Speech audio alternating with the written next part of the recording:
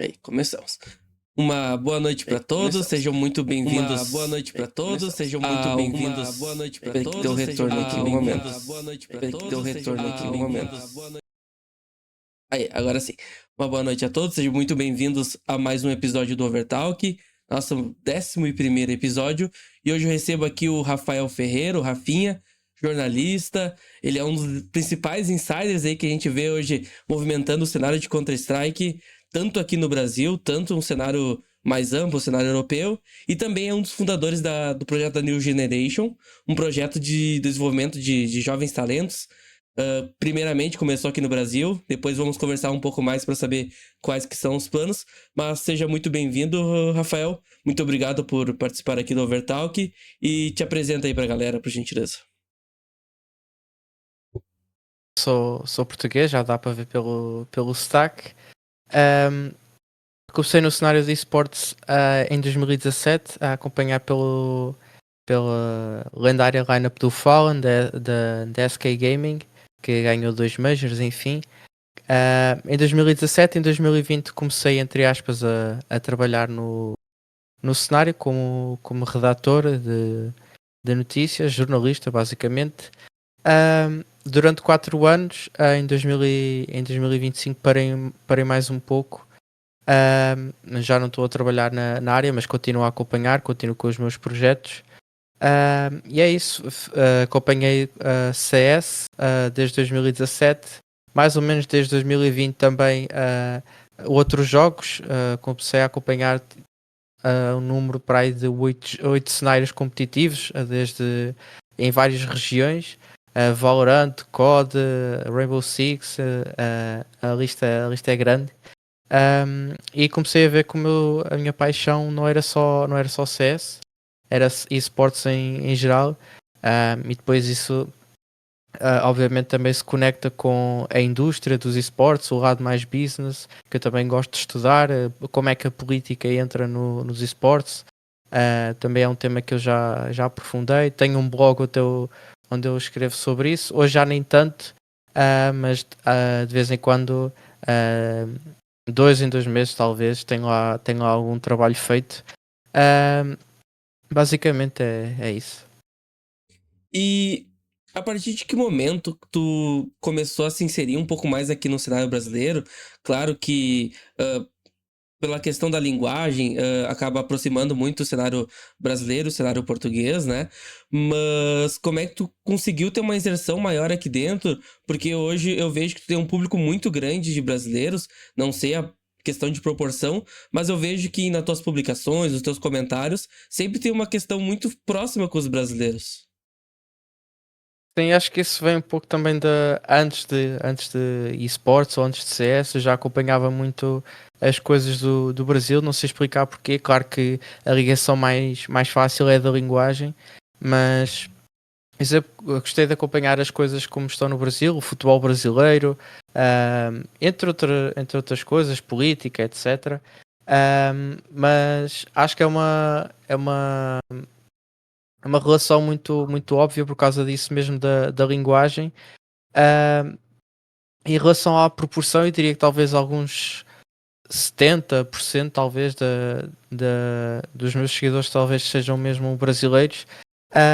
E eu, porque lá está, eu consumo muito as coisas do Brasil fora esportes, então a conexão acaba por ser muito óbvia. O meu humor é muito mais brasileiro do que qualquer outra parte do mundo, é que eu gosto mais de consumir, é mesmo o humor brasileiro, então acaba por ser muito fácil essa ligação. E eu acompanhando as coisas no Brasil, fora esportes e CS, e tendo uma conexão tão fácil com os brasileiros em humor e na forma de falar, talvez, acho que acaba por culminar nessa junção de ambos, da minha inserção na comunidade brasileira, se quisermos dizer assim. Hoje, como é que tu enxerga o cenário do jornalismo, pensando um pouco aqui pelo lado brasileiro? Não sei se tu acabou tentando entrar um pouco mais aqui naquela parte tradicional de coberturas de notícias especializadas e também fazendo uma comparação aí com o cenário português, ou Sim, europeu, no caso. Sim.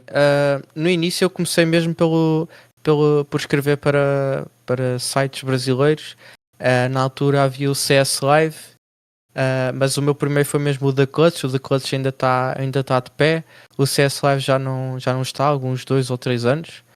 Ah, Cheguei a escrever um ou dois textos de opinião para o Draft 5. Ah, e o Base Rush também acho que já não está de pé, que era muito mais focado em LoL, e ele trazia um pouco mais esse lado do FPS. E foi só, acredito eu, pelo menos de brasileiro, acho que foi só. Os únicos que estão de pé é mesmo o Draft Fight, que eu tive ali uma pequena colaboração desses textos de opinião, mas o The Clutch foi mesmo os primeiros. Eu comecei por mandar e-mail porque eu já escrevia para mim próprio e vi essa necessidade de partilhar daquilo que eu fazia, até para crescer e para receber críticas. Ahm, mas acho que o cenário do jornalismo, seja em esportes ou fora dos esportes, não é o mais positivo. Eu próprio trabalhei em dois sites que acabaram por a ter. Dois ou três sites tiveram despedimentos massivos ou que encerraram mesmo as operações, não só falando brasileiro, mas fora do Brasil também. Então, claro que não é o mais positivo. Acho que a crise mundial também afeta outro tipo de áreas que se calhar não são tão prioritárias, e o jornalismo acaba por ser afetado também por isso mesmo. Ahm, em Portugal, por exemplo, colaborei com a Frag Leader. A Frag Leader acho que é o site, a fonte de notícias, acho que é assim mais justo esse termo, de Portugal mais histórico. Penso que já tinha mais de 10 anos ou 20, e encerrou há 2 3 anos. Foi assim um golpe mesmo duro na comunidade. Ahm, por falta de patrocínios, falta de apoio, não há sustentabilidade financeira para, lá está, sustentar este tipo de projetos, e é bater na tecla que eu disse, que é este tipo de crises mundiais, que acabam por afetar os patrocinadores, e acabam por pensar que isto não é um projeto, não são projetos, os portais de notícias não são projetos que são prioritários para as marcas. E deixa de fazer sentido e acaba com o financiamento. Então muitos sentiram isso, e passei por o Blix.gg, foi o que mais me afetou, porque eu fazia quase 2 anos no site, que é o site europeu, que já voltou, mas que tem pouquíssimos funcionários, não tem nada a ver com aquilo que foi antes. Foi o que mais abalou na época, porque eu tinha lá muita autonomia. Escrevi lá muitos artigos mesmo. Eu trabalhava lá ahm, incansavelmente. Acho que passado 2 ou 3 anos, mesmo com pouco funcionários, desde que voltou, eu ainda sou das pessoas que têm lá mais artigos. Acho que não quero mentir, mas acho que tenho mais de 200, comparativamente com a segunda pessoa que escreveu mais. Então foi. Eu tenho uma boa relação ainda tenho uma boa relação com a pessoa que fazia ali a gestão do projeto. Então foi assim um golpe duro, que me fez até hoje praticamente afastar daquilo que é escrever, ou depender economicamente e financeiramente de escrever sobre esportes. Por isso é que eu hoje estou um pouco mais afastado. Um, Estou a pensar até voltar a estudar outras áreas para me abrir mais portas, porque de facto não é sustentável financeiramente, não só no Brasil como mundialmente. Ahm, não sei se talvez hoje faria tudo novo, mas ahm, é duro teres praticamente aquele projeto de vida, e depois dar falhança. E sem dúvida esse do Blix.gg foi o que mais me afetou. Enfim, acho que é uma análise que tem que ser feita por todos. Que tipo de caminhos podemos tomar ahm, para o futuro, porque acho que o modelo atual pode não ser sustentável. Por exemplo, aqui no Brasil, Hoje, um dos maiores veículos de comunicação que a gente tem aqui é a Globo. E a Sim. Globo tem a editoria de esporte, o Globo Esporte. E o Globo Esporte, por muito tempo, teve uma editoria especializada em esportes. Era uma área muito única, uma área muito movimentada. Na época, acho que o editor-chefe era o Jairo. O Jairo, não, desculpa. O Roque Marques. O Roque Marques hoje é uma das grandes referências se falando no Sim. jornalismo brasileiro de esportes. E por muito tempo ele tocou esse projeto da Globo. E um pouco antes ainda de expandir para essa editoria especializada, a Globo, através da Sport TV, que é um produto da Globo, ela transmitia os principais campeonatos de CS, transmitia o Major, transmitia alguns campeonatos que aconteceram no Brasil, alguns campeonatos internacionais. E aí, mais ou menos um pouco antes da pandemia, a Globo decidiu sair dessa transmissão de esportes e deixou um pouco de lado isso, e a gente ficou também um pouco carente de alguma coisa, de uma transmissão um pouco mais profissional. E aí entrou muito essa era que, pelo menos o Brasil vive hoje ainda muito forte, que é a era Gaulês. Que o Sim. Gaulês, ele faz uma transmissão um pouco mais informal, muito mais por questão opinativa de ex-jogadores, de pessoas que viveram os esportes desde o início, viveram o CS, né? Mas acaba tirando um pouco o espaço de uma análise mais técnica, de um jornalismo mais técnico, por muito priorizar essa parte mais interativa. E aí, por exemplo, agora tendo aí em Dallas, e na Ian Dallas tem lá o BT e o Liminha, que são, querendo ou não, são pessoas que vão lá para fazer entretenimento, e a gente não tem um jornalismo especializado lá. Por exemplo, a Dust 2, que tem um pouco mais de alcance, ela, para este campeonato, não tem o Brasil, não tem um jornalismo brasileiro lá, mas eles usam muito por ser um produto da HLTV, eles acabam utilizando muito da estrutura, Sim. daquilo que a HLTV já produz naturalmente, mas hoje a potência mesmo é a HLTV e consegue ter a Dust 2 aqui no Brasil. Então, acabou tendo esse caminho distinto aí. Como tu citou, alguns veículos que tu trabalhou acabaram não continuando por não ser algo lucrativo. E aí a gente vê muito uma coisa que acontece é que o Brasil tem muitos portais de menor expressão. Por exemplo, a Draft 5 é muito pioneira aqui no Brasil, mas a Draft Sim. 5 não tem um tamanho de uma HLTV que acaba transmitindo um pouco desse tamanho para Dust 2. Temos alguns outros portais que também acabam não tendo muito esse tamanho. Tu acha que hoje o espaço que o jornalismo especializado em esporte tem é um espaço que ele vai ter que se adaptar muito mais a essa era do TikTok, do Instagram, dos Reels, de fazer conteúdos muito mais carismáticos, conteúdos de entretenimento mesmo? Sim, tu, antes disso, tu falaste do GE. Antes disso, houve também a ESPN, que também fechou. ESPN. Também tinha um setor de esportes. O GE, acho que tenho lá 2 ou 3 textos com o meu nome. Eu cheguei a colaborar com jornalistas que trabalhavam lá em apurações e em reportagens.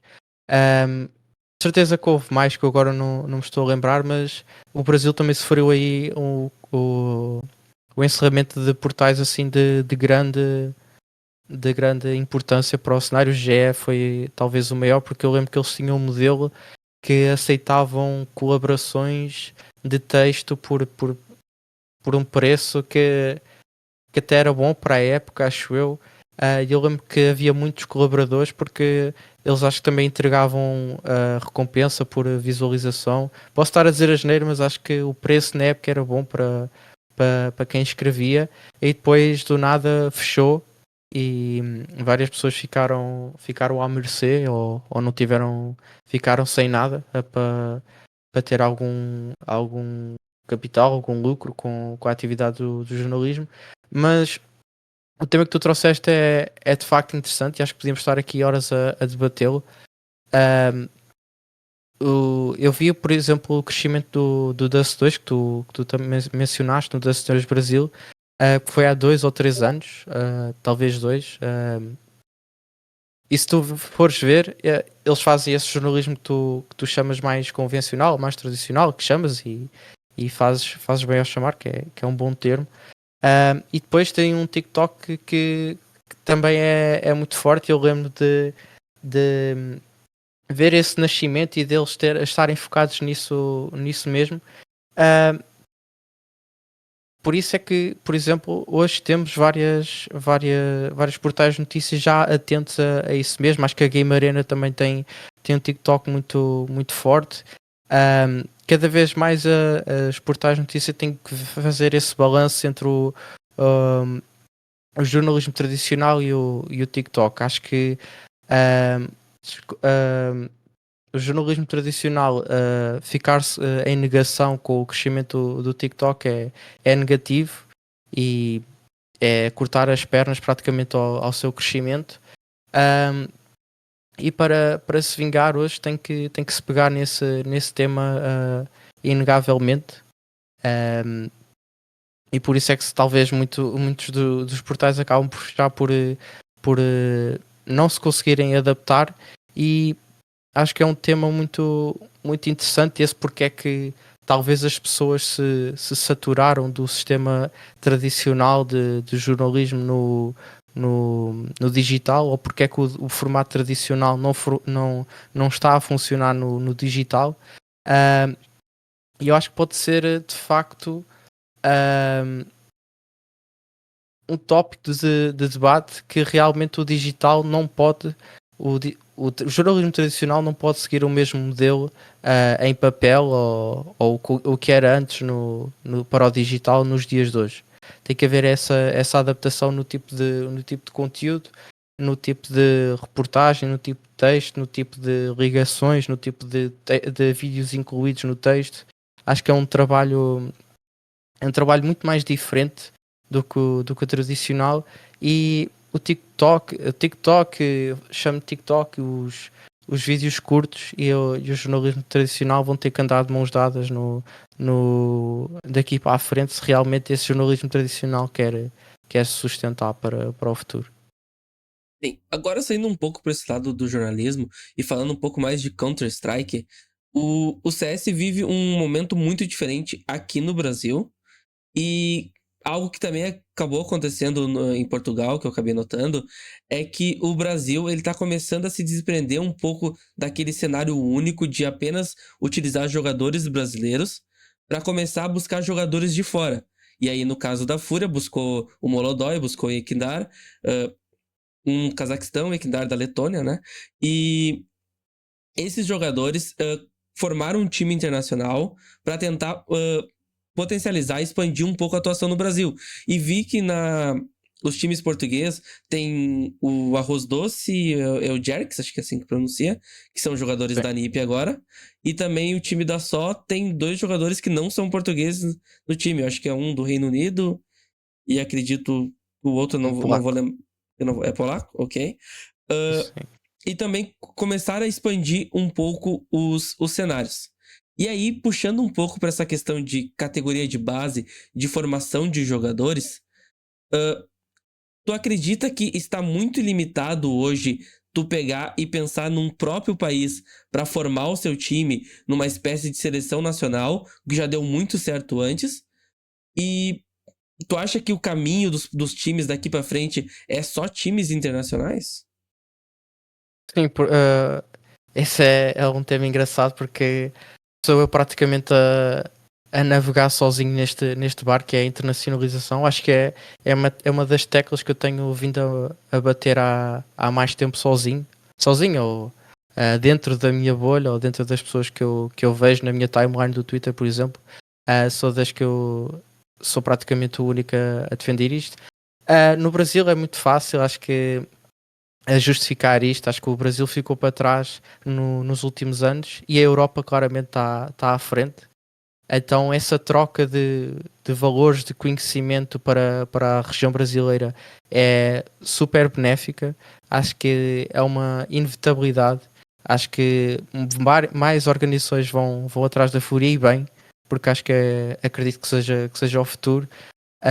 Para a Fúria, por exemplo, acho que ainda falta adicionar um coach que seja estrangeiro, ou alguém reconhecido na sua área, um, na Europa, e acho que realmente isso é o futuro, porque cada vez menos vemos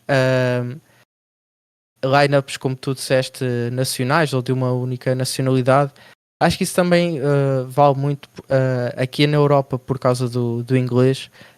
Hoje é aqui é muito mais acessível as pessoas aprenderem inglês e as pessoas e os jogadores aprendem desde cedo, então é mais fácil esse tipo de comunicação. Na FPL eles conhecem-se, na Faceit, FPL que é a Faceit. Eles conhecem-se, então é muito mais fácil para eles para fazer essa troca de conhecimentos, virarem ali amigos e formarem uma equipa. Também há a questão do ping, em que jogadores de 4 países diferentes conseguem estar ali a jogar com a internet que consigam que quase ninguém tenha desvantagem. Que não exista uma diferença colossal, uma coisa que o Brasil hoje é impensável, estar a jogar com alguém da Europa, alguém vai sair prejudicado.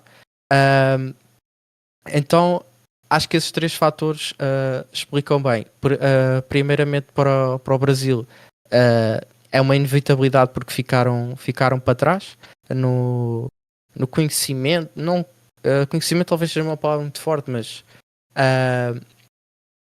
são os factos que a Europa dominou o CS nos últimos, fazendo contas, 8 anos, talvez. São praticamente 8 anos de vencedores das principais competições, todos europeus, todos com misturas de nacionalidades praticamente. A Europa está à frente, ponto final. Do segundo ponto, para a região europeia, há essa questão da acessibilidade para falar inglês. Praticamente todos têm o básico de inglês, e o básico de inglês já dá para jogar CS todos juntos. E há essa questão do ping, que esse ponto dá para que todos se unam e que seja acessível também, utilizando a mesma palavra, acessível, que jogadores de diferentes países joguem na mesma equipa. E os países não são tão distantes uns dos outros. O continente europeu tem distâncias relativamente curtas. Então acho que sim, é difícil vermos jogadores de uma única nacionalidade a formarem equipas no futuro.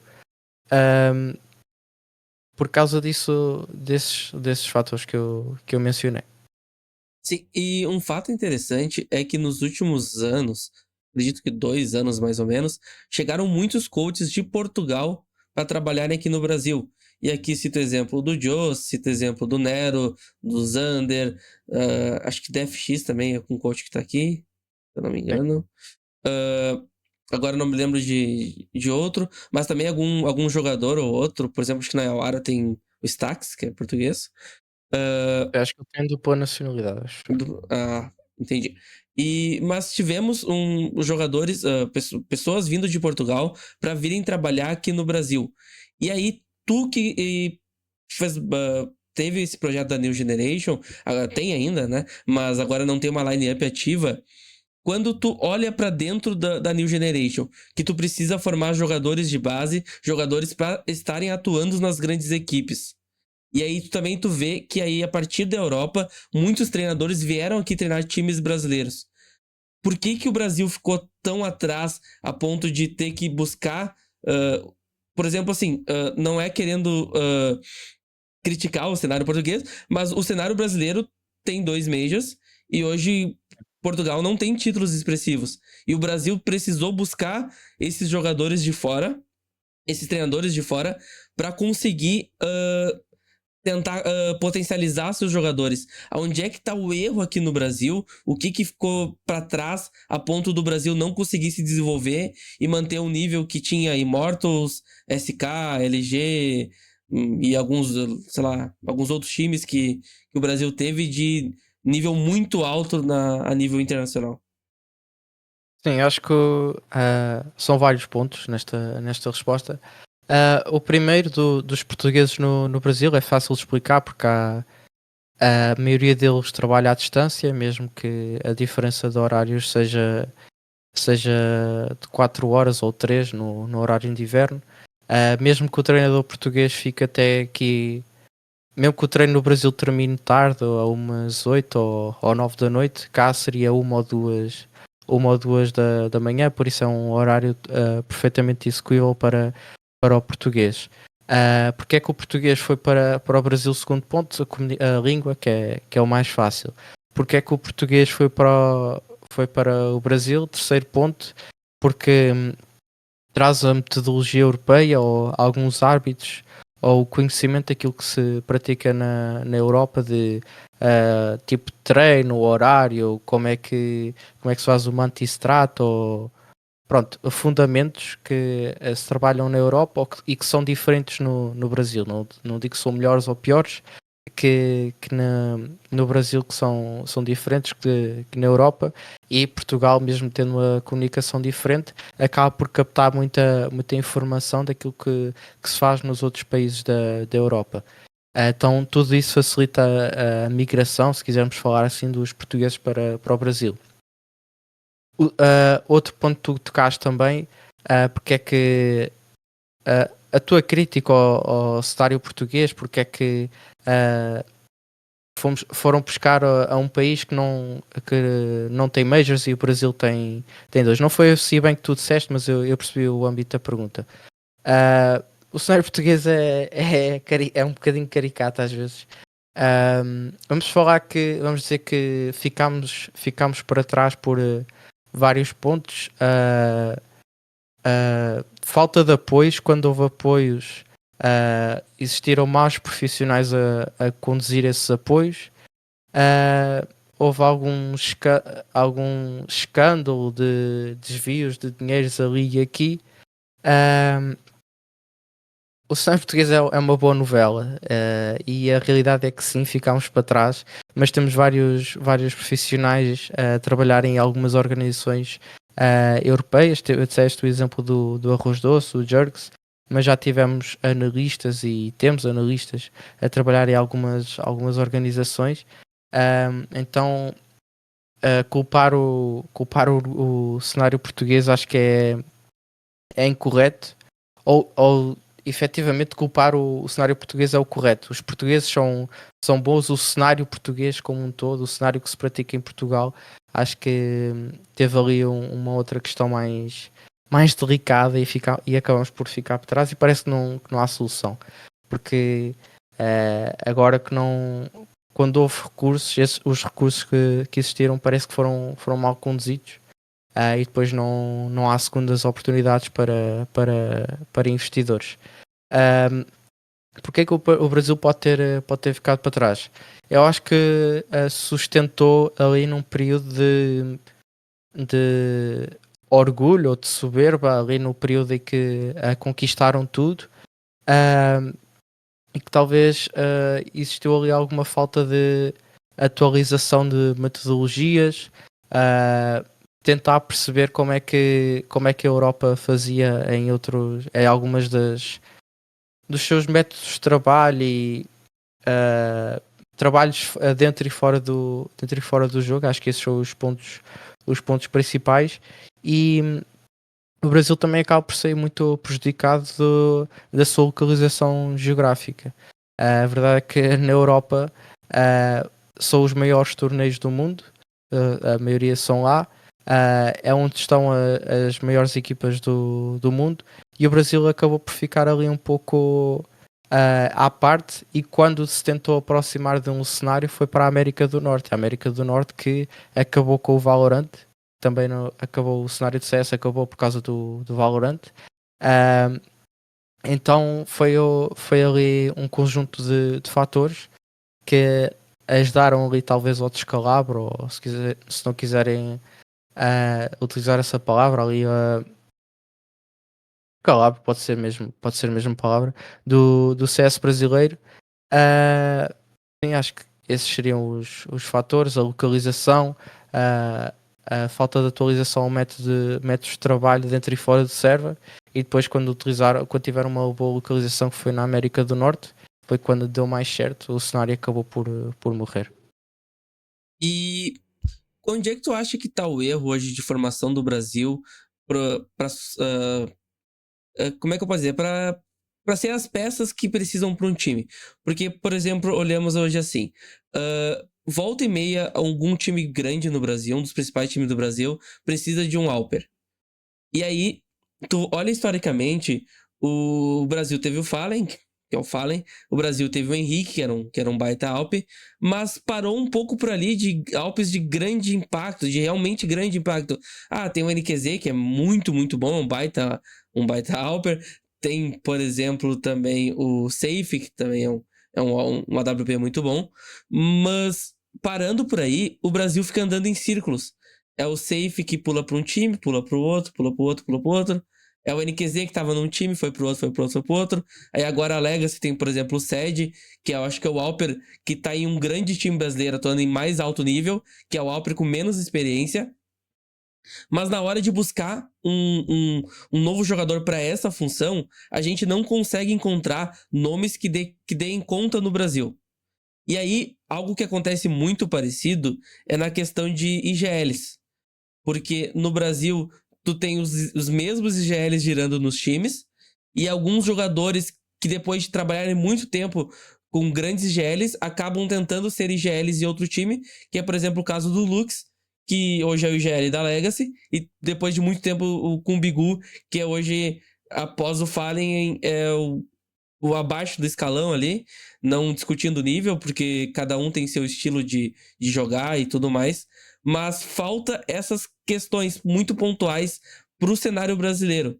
E aí, tu que trabalhou com uma Academy, com a Line Academy, tem esse projeto da Line Academy, como é que tu tentou, como é que vocês tentam, ou se isso não, de repente não é um foco, mas querendo ou não, tu tem que cobrir essas necessidades de um cenário como um todo. Sim, alguns pontos. Primeiro explicar um bocadinho do projeto, o nosso projeto da New Generation. A New Generation surge em dezembro de 2023, com o propósito de nós identificarmos talento, de falarmos basicamente sobre os jogadores jovens, os jogadores jovens e a internacionalização dos elencos são talvez as minhas principais bandeiras. Então vi a necessidade de falar sobre isso. Criei com o Léo da Brasil Storm, mais tarde juntou-se o Joe da CS Stats. E o nosso foco primeiro foi falar sobre os jogadores, e depois mais tarde adicionámos alguns quadros, o New Generation Peak, onde falamos e fazemos análise sobre alguns jogadores que estão a surgir. E depois, há alguns meses, surgiu a chance sim de nós apadrinharmos um elenco de Academy. Não é o nosso foco, surgiu para darmos nós alguma visibilidade a esses jogadores. Alguns tiveram uns testes bons em alguns elencos. Confesso que não sei em todos onde é que eles estão hoje, mas esse foi o nosso principal foco, dar essa visibilidade. Mas voltando à questão principal, antes de falarmos porque é que a formação de talento no Brasil não funciona, não deu tão certo em Alpers e em IGLs, acho que é bom lembrarmos ou fazermos uma análise porque é que dá tão certo na Europa. Na Europa dá tão certo porque lá acontece tudo na Europa, e se tu quiseres tens uma face e estás às 11 da noite com um jogador Academy a treinar ou a jogar um pug com o Simple. E se tu quiseres amanhã tens um treino com a Vitality. E se quiseres tens o treinador da tua Academy a trocar mensagens com o treinador da Falcons. Ou viram-se ali ou encontram-se num bootcamp. Então acho que isso também ajuda muito na formação dos talentos. Eles acabam por adquirir os hábitos que vêm, e a troca de mensagens, a troca de conhecimento é muito mais rápida na Europa. E no Brasil a formação de Oppers e IGLs em específico é difícil de explicar. Posso tentar fazer uma análise do que é que pode estar a falhar no âmbito geral. Talvez alguma alguma preguiça de alguns jogadores de fazer o trabalho de casa, de assistir demos e de fazer esse de trabalho de tentar melhorar. Uh, Outro ponto é a questão dos treinos no Brasil. Há muitas pessoas que se queixam da postura de alguns elencos a fazer treinos.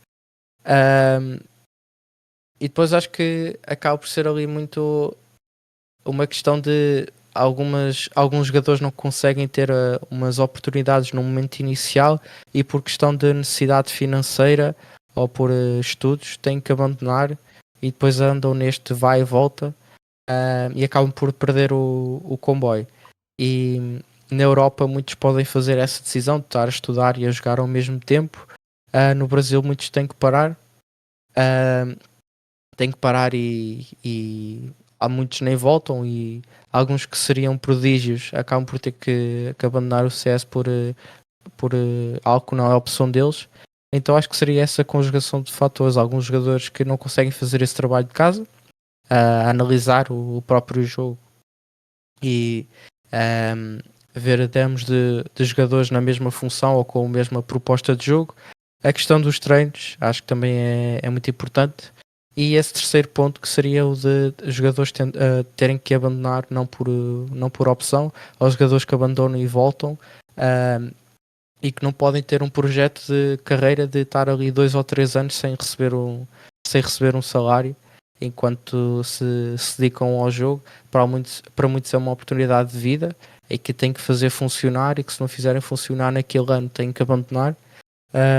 Então existem poucos jogadores privilegiados que podem ter esse suporte dos pais para construir uma carreira planeada sem ter essa urgência de fazer dinheiro. Então eu diria que sim, que seriam esses os 3 fatores. Sobre IGL e OP especificamente, acho que seria uma questão para outro debate com pessoas que realmente possam estar ali a viver o cenário a 100% e que estejam ali no dia a dia a 100%. No OP, na AWP, por exemplo, temos um bom jogador a surgir, que é o Levi da W7M, que nós já fizemos uma análise sobre ele. Sobre IGLs, acho que poucos jogadores, já mundialmente, poucos jogadores têm essa vocação ou conseguem desempenhar isso a 100%, porque puxa muito do jogador, do mental e do trabalho, porque acaba por ter que fazer o trabalho 2 vezes, que é o trabalho da equipa e o dele. Então acaba por ser uma vocação e poucos jogadores acabam por escolher abraçar isso e ter que fazer esse trabalho duplo. E muitos que acabam por ser IGL são IGLs por obrigação, ou que têm que ser IGL para não ter que acabar a carreira, ou porque não existe mais nenhuma opção. Então acho que seria essa combinação de fatores. E aqui uma análise muito minha também é que os principais nomes do Brasil, eles falharam em formar novos jogadores. Por exemplo, o Fallen passou por alguns talentos que ele precisou lapidar e não conseguiu fazer esses jogadores terem sucesso. E a gente pega, por exemplo, uma taxa de Kerrigan tendo um talento, Apex tendo um talento, outros IGLs tendo um talento. Tem muito mais sucesso esses jogadores. Quem sabe eles chegam mais pronto a essas figuras que são referência, né? Mas eles conseguem fazer surgir novos jogadores e girar um pouco esse mercado, né? Um jogador que pegou muita experiência num time, acabou saindo do time, e ele consegue fazer outro time adquirir essa experiência dele e conseguir crescer em torno disso.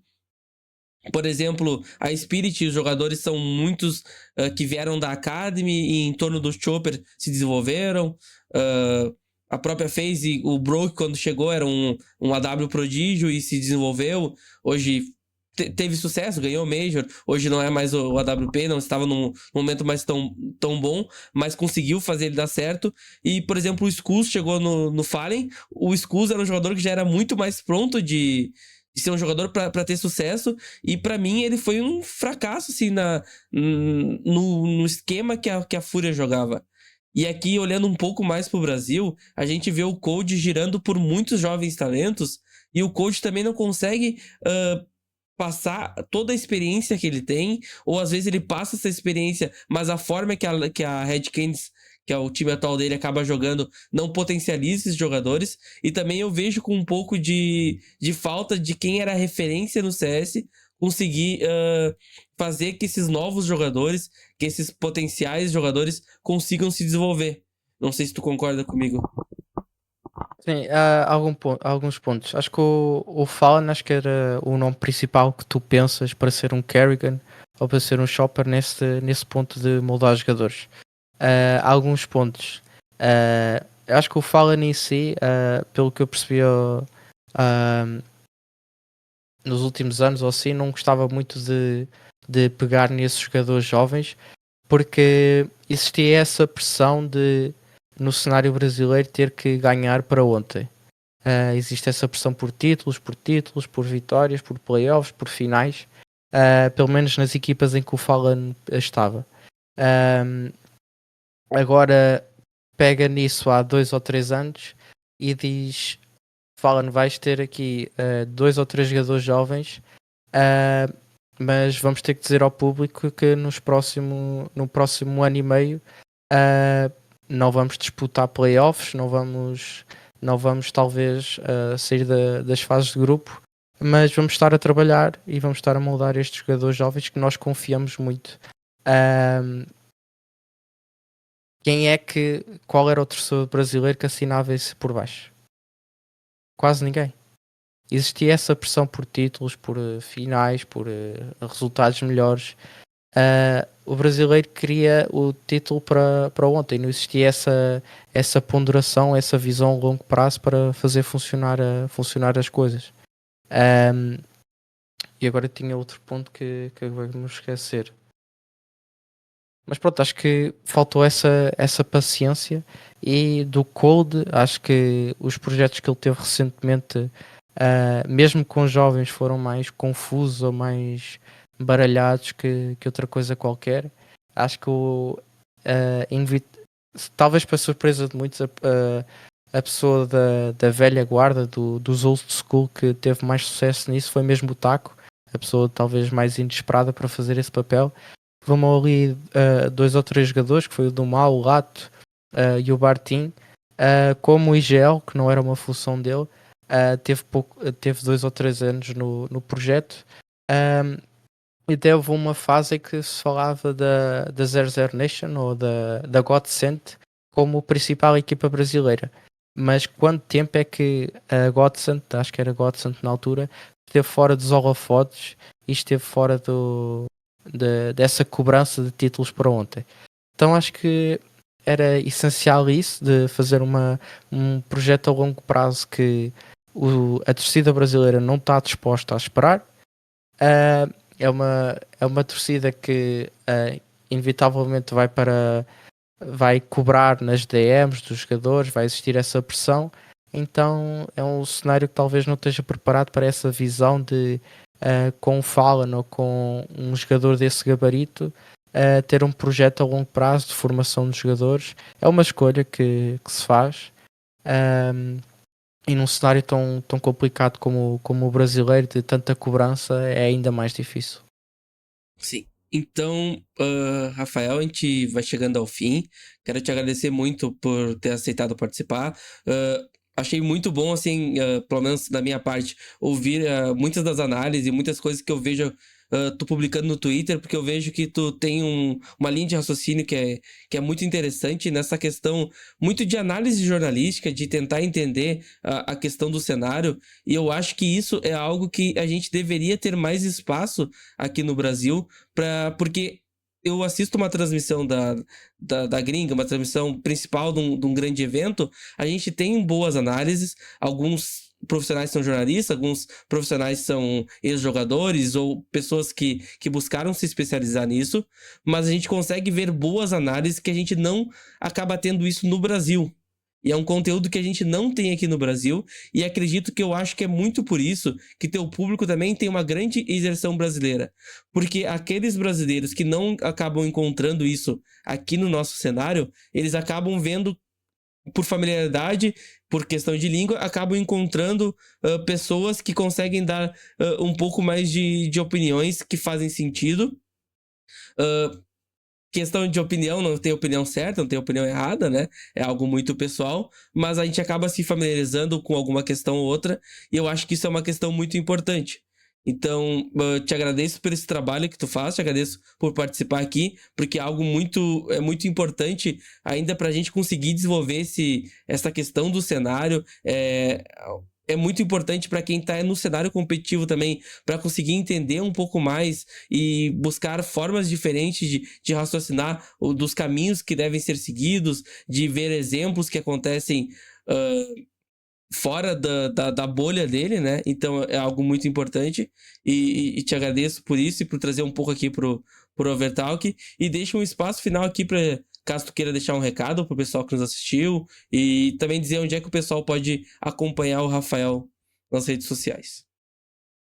Bom, primeiramente, muito obrigado eu pelo convite. Ahm, Acho que é sempre importante esta troca este debate, se quiser chamar assim, com pessoas que vivem outras realidades. Acho que é sempre rico o debate, por exemplo, eu que estou na Europa, conversar com alguém que vive o cenário da Ásia, por exemplo. Acho que é sempre rico esse debate. Obrigado eu pelo convite. Eu tento sempre ser coerente e justo e lúcido, pelo menos. São talvez as minhas três principais bandeiras. Se calhar por isso é que eu não sou tão famoso, porque se eu fosse mais insultuoso ou partisse mais para uma crítica mais direta, mais chamativa, acho que teria muito mais sucesso, mas não consigo. Tento ser um bocadinho justo e obrigado eu pelo convite. A mensagem que eu passo é que sejam felizes e que procurem fazer aquilo que vos faz feliz. Não consigo fazer isso de ser ofensivo e para ter mais seguidores e assim. Se quiserem me acompanhar, Rafinha FPS no Twitter. Vou continuar com essas análises que eu acho que sim que fazem falta no cenário brasileiro e no cenário mundial. Temos algumas figuras a surgir a fazer este tipo de conteúdo. Eu gosto de dar a minha opinião, tento ser sempre coerente, justo e lúcido, pelo menos tento. Obrigado.